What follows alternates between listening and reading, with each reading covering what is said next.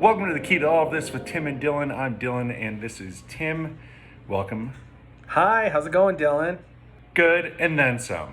I'm very excited because the last time that we did one of these episodes, because we do about 3 episodes a recording, and then we, space them out between weeks.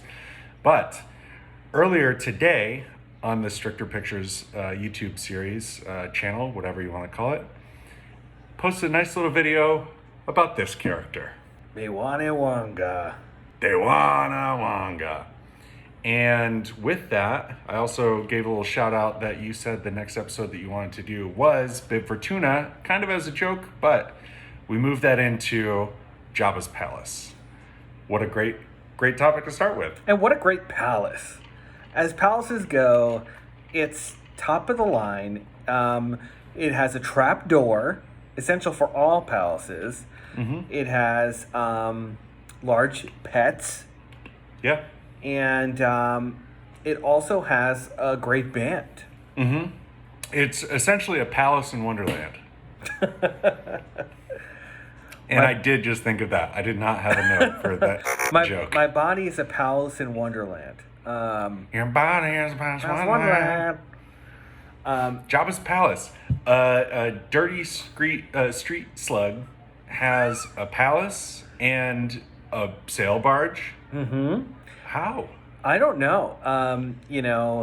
He's the most vulnerable creature, I think, possible to be a gangster. And yet he's very successful. He must be he must be really smart, He must be the Walter White of the Hutt world. Just because it literally took a Jedi, Han Solo, a Force-sensitive Leia, to all of them working in this elaborate plot to kill him. To outsmart and kill a slug. I feel like if you stab Jabba the Hutt in any part of his body, everything would just fall out. Yeah, he's not moving very fast. I think he could, basically make it from his palace to Mos Eisley in 20 years if he was really going fast. He is not fast at all. And he's also dealing with characters that are always trying to double cross him as well. So it's surprising that he lasts that long, but he does. I feel that Jabba's palace is more a wretched hive of scum and villainy than the cantina. It is. It definitely is. It's it's kind of like this booby trap laden, death house. That our favorite characters, they get trapped. Yeah. Luke was managed to get out of Bespin with Vader. He couldn't get out of Jabba the Hutt's palace. Jabba's palace. Yeah, I know. So, and the fact that Jabba has around him different bounty counters repeatedly, and that there's really no conflict of interest because all of them really recognize how powerful he is. Yeah. Yeah, we talked about this on a previous episode of the show with Solo 2 and what we could possibly get with that. And I think what we were trying to get at was we kind of want to see Jabba getting into this role that he got into. You could see in episode 1 he was part of the the Zoom cars. The pod racing. He was part of the Boonta Eve classic. Yeah.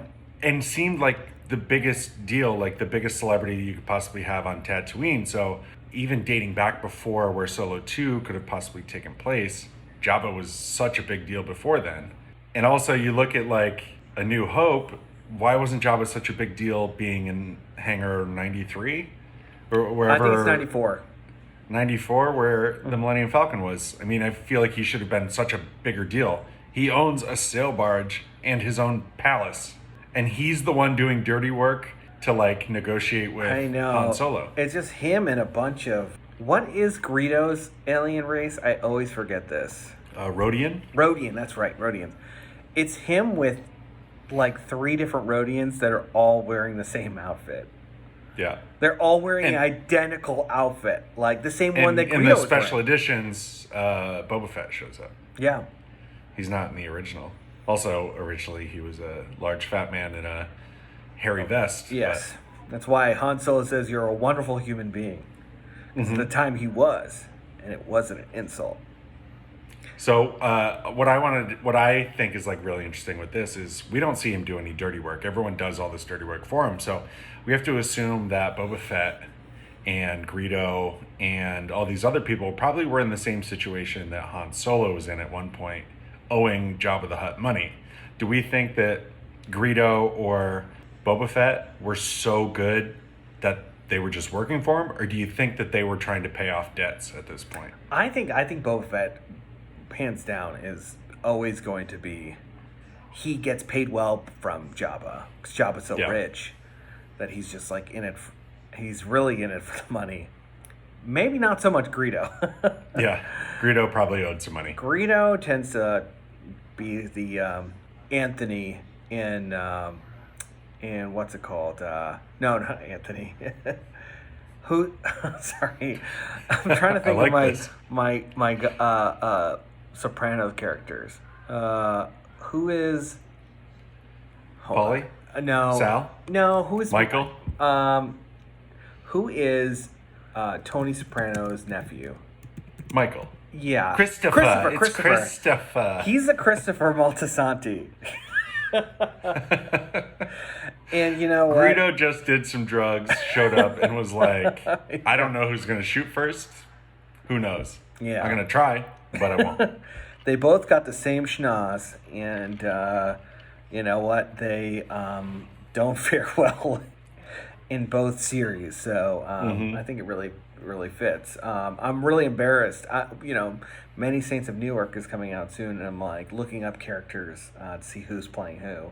And I'm at a loss. I've forgotten all these characters, but I'm excited for the cast. Christopher. It's gonna be great. But also remember, this is a show about Star Wars.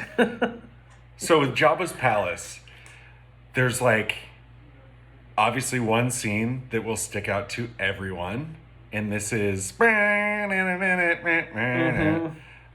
which I absolutely love. I think it's silly, and I can see why people don't like it, but what an interesting scene to add in. You know, these two characters going balls to the wall, singing as hard as they can.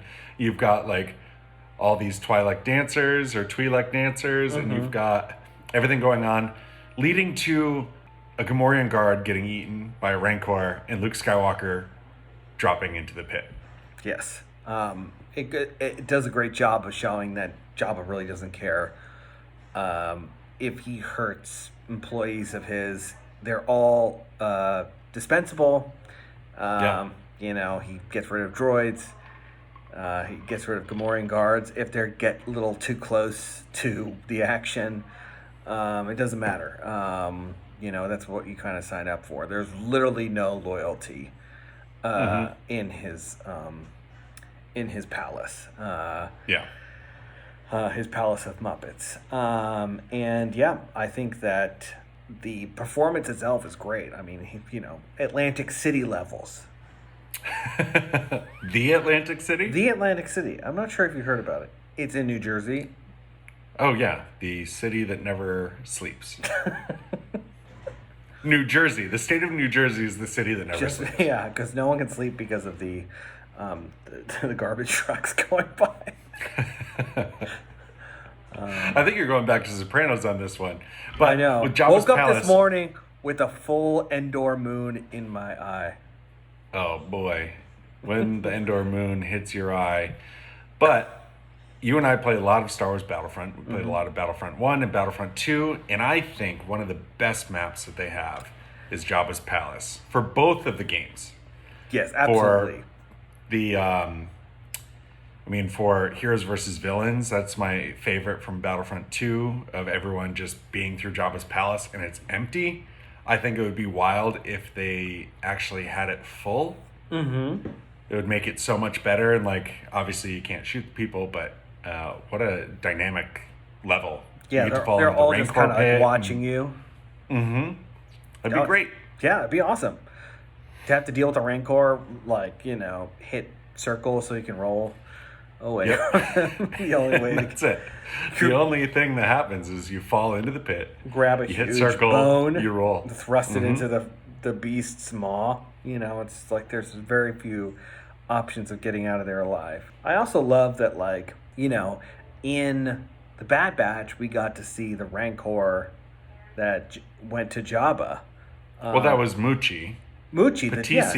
Patisse's or Patissa's the boy Rancor from the movie, and Muchi is a girl. No way! I thought that was the same one. Hold on, I'm looking at it. Yeah, I spent a lot of time on the internet watching people make fun of other people on the internet for mixing that up. But yeah, Muchi was the girl.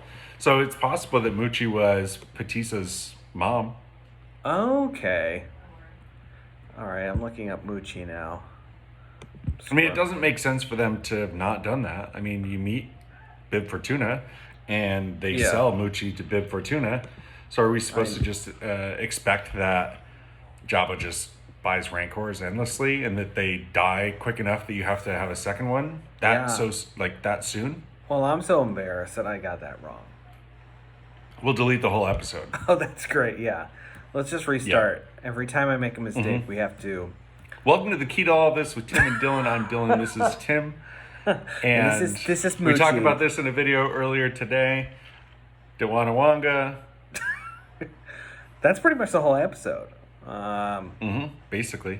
But yeah, I always feel bad for the handler of Jabba's Rancor in Return of the Jedi, just because it's like losing a pet. Like, I get it. Yeah. Your pet's a homicidal creature, but you know what? I get it. What I think of when I think of Jabba's palace is, what bar in Los Angeles, this is where Tim and I live, what bar in Los Angeles would you consider Jabba's palace? Where do you think is where it all happens? Oh man, that is a good question.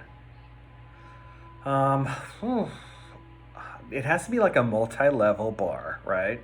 I would say Clifton's Cafeteria. Ooh, I would go with Clifton's as because it's just like, it has a live band. It's got little nooks and crannies, little secret places. There's a guy frozen in carbonite. Yeah, I mean, the same thing. They sell blue milk. I don't know. I don't know if they sell it, but I've drank blue milk there before. I know. And that wasn't milk. Oh. It wasn't even blue. Oh. Well, that took a turn. Just like the milk.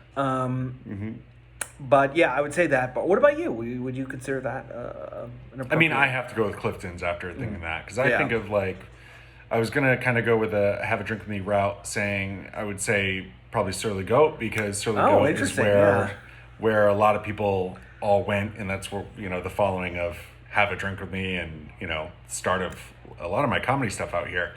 But I don't think it's got that. It doesn't have that ruthlessness, because they had like disco dance parties and stuff that wouldn't happen at Jabba's palace. I would say that it's the most similar to the Cantina, Surly Goat. I would say that, because it's a little rougher around the edges. Like, there's a chance of a bar fight. Always looming. But never really happens because the staff there is amazing. They don't let droids in either. No droids. Only Apple. And there was that guy who got his arm cut off when we were there. Oh my god, that was horrible. So much the blood. Old wizard showed up. Old space wizard.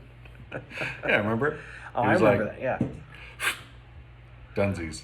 Yeah, and then he went I like that we're having an episode about Jabba's palace that basically has nothing about Jabba's palace.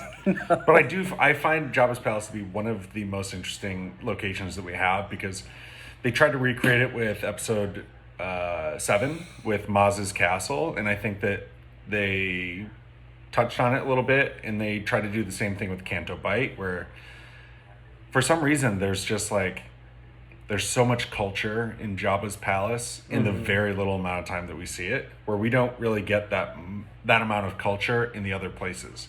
I feel like in Maz's castle, it's all kind of people stopping along their way. Yeah. And then with Canto Bight, it's just rich people show up to gamble. But with Jabba's palace, that's like, you've got some patrons there. But then you also have people wanting to kill patrons.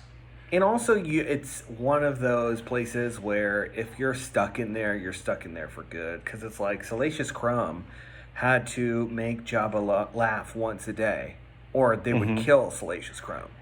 Like all the servants there, it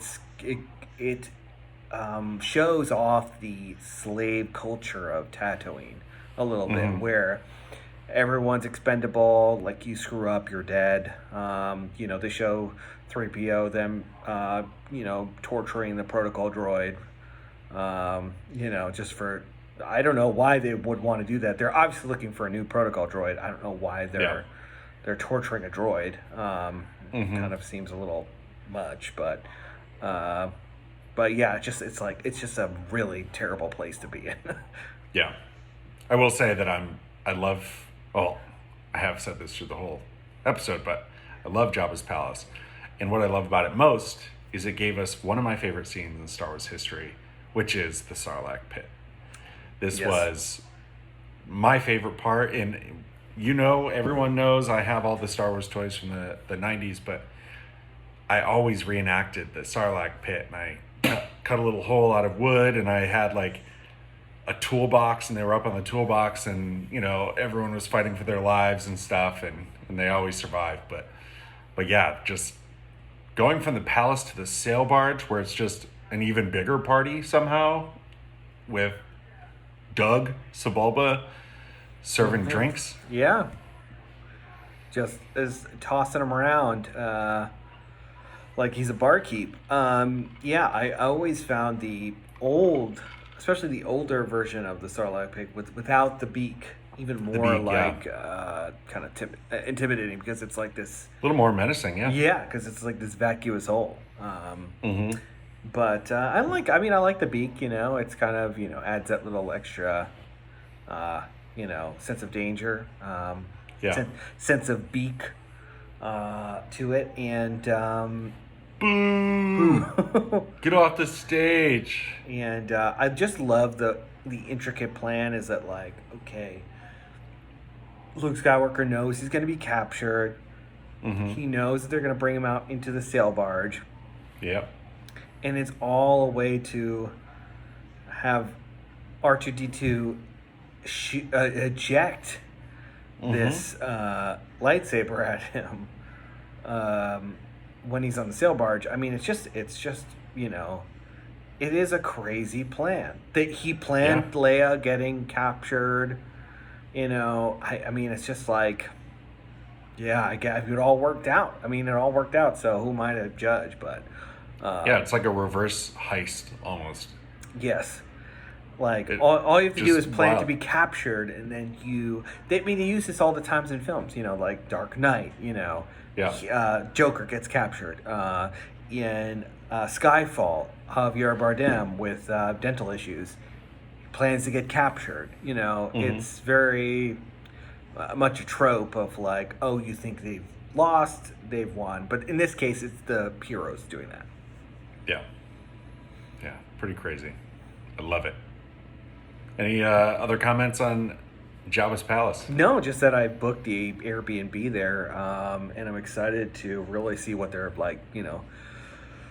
amenities are. Their towel situation, whether there's hot springs or something nearby that I can go to. But aside from that, no, I'm good. Are you? How about you?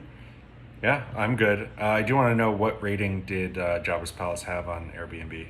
I'll let you know when I'm dead, after going. Oh, okay. So. Oh, yeah, because I'm in your will, and they have to let me know how you die. Yeah. I mean, it'll probably be not your wife, but Rancor. Me. Yeah. It bypasses that in email to you first. Yeah. Perfect. But, yeah. What do you want to do for the next episode? I don't know. I'm trying to think what else we could do.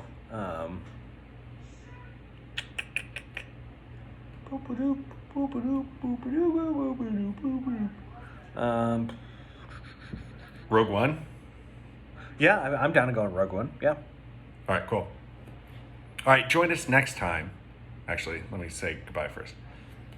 Okay, so Tim and I basically said everything we need to say about... I don't know.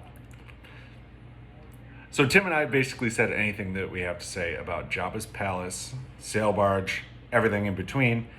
Let us know what your favorite part of Jabba's sail... All right, 3, 2, 1. Let us know your favorite part of Jabba's palace. Like, comment, subscribe, and join us next time when we talk about one of my favorite Star Wars movies, Rogue One. So excited for that. I've been Tim McGovern. So have I. Yeah. Hey, that's identity theft is not a joke, Dylan. And The showbiz, baby. and this has been Dylan Polniak. And this has been the key to all of this. May the Force be with you. And also with you. Aw, thanks.